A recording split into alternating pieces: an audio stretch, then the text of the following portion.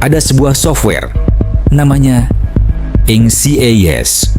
Dirancang terburu-buru, diuji seadanya, dan yang paling berbahaya, disembunyikan dari regulator, dari maskapai, dari pilot yang menerbangkannya setiap hari. Boeing tahu software ini bermasalah. Mereka tahu ada sensor yang bisa memberikan data yang salah. Mereka tahu kalau sensor itu rusak, NCAS akan mendorong hidung pesawat ke bawah secara otomatis berulang kali tanpa bisa dihentikan oleh pilot yang tidak tahu cara melawannya. Mereka tahu semua itu dan mereka memilih untuk tidak memberitahu siapapun. 29 Oktober 2018, Lion Air JT610 lepas landas dari Bandara Soekarno-Hatta, Jakarta menuju Pangkal Pinang. 189 orang di dalamnya. 13 menit kemudian, pesawat itu menghantam Laut Jawa dengan kecepatan hampir 700 km per jam. Tidak ada yang selamat. Dan ketika investigasi dimulai, yang ditemukan bukan hanya penyebab kecelakaan.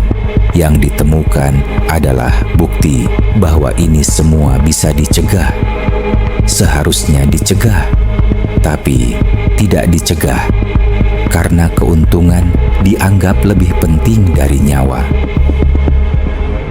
Untuk memahami apa yang terjadi, kita perlu memahami mengapa Boeing 737 MAX ada.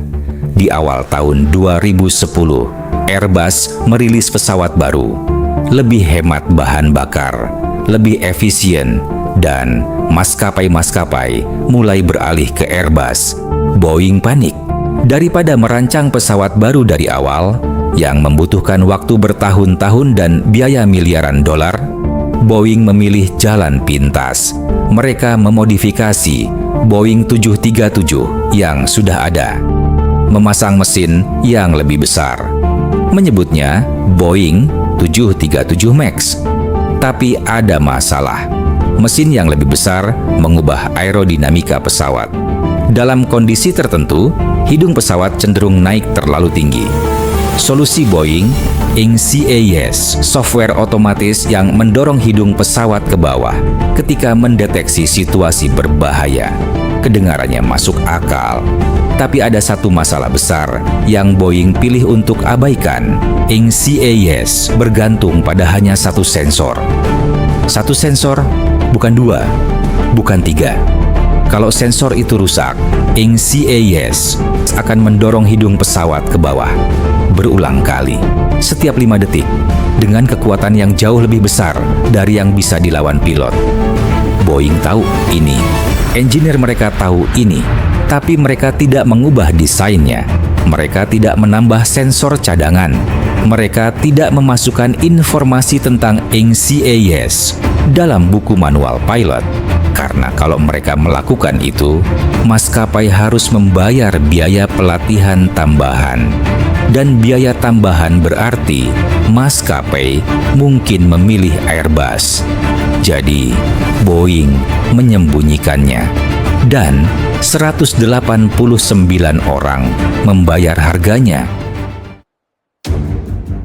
29 Oktober 2018, Senin pagi, Jakarta. Bandara Soekarno-Hatta sudah ramai sejak subuh. Di antara 189 orang yang naik pagi itu, ada 20 pegawai Kementerian Keuangan yang hendak bertugas. Ada beberapa dokter dan tenaga medis. Ada keluarga yang hendak berlibur. Ada ibu muda dengan bayi. Ada seorang atlet, orang-orang biasa dengan rencana biasa untuk hari yang biasa. Yang tidak mereka tahu, pesawat yang mereka naiki sudah bermasalah sejak malam sebelumnya. Penerbangan sebelumnya dari Denpasar ke Jakarta, pesawat yang sama mengalami masalah sensor yang rusak.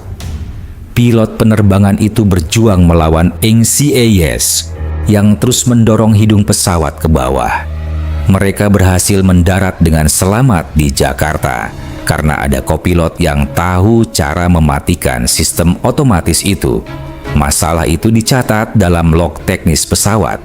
Teknisi melihatnya, melakukan beberapa pemeriksaan, dan menyatakan pesawat layak terbang. Pagi itu, pesawat yang sama dengan masalah yang sama lepas landas kembali dengan 189 orang di dalamnya.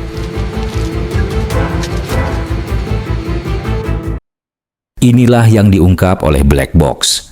2 menit setelah lepas landas, sensor angle of attack yang rusak mulai mengirimkan data yang salah. Data yang mengatakan kepada NCAS bahwa pesawat akan stall. Padahal tidak, pesawat terbang normal. Tapi NCAS tidak tahu itu. Dan NCAS melakukan tugasnya, mendorong hidung pesawat ke bawah. Pilot melawan, menarik kemudi ke atas. NCAS mendorong lagi. 5 detik kemudian, lebih keras, pilot melawan lagi.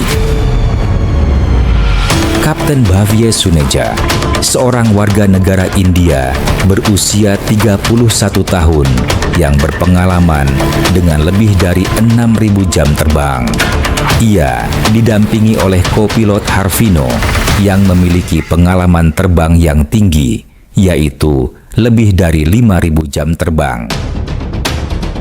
Captain, the aircraft is pitching down. I did not command that. I see it. I have control. Pulling up. What is happening? The trim is running. Nose is going down again. Pulling. I am pulling. Why does it keep going down? Runway stabilizer. Checklist. Runway stabilizer. Yes. Do the checklist. I will hold the aircraft. Stabilizer cutout switches. Cutting out. Done. Still going down. I cannot hold it. The force is too strong. Jakarta, Lion Air 610. We have flight control problem. Request return to base. Lion Air 610. Say again your request. Request return to Jakarta. Flight control problem. Lion Air 610. Turn left heading 270. Descend and maintain 3000. I cannot maintain altitude. The aircraft keeps pitching down. I am fighting it. Captain, altitude. We are losing altitude fast. Pull up! Pull up with me! Both pulling. Not enough. Speed too high. Pull up!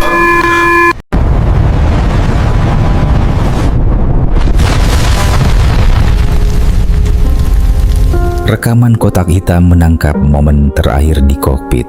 Suara alarm yang terus berbunyi. Suara 2 pilot yang masih berjuang, yang masih mencoba. 13 menit 20 detik setelah lepas landas, JT610 menghantam Laut Jawa di perairan Karawang. Kecepatan 680 km per jam, kedalaman laut 30 meter, 189 orang dalam sekejap pergi.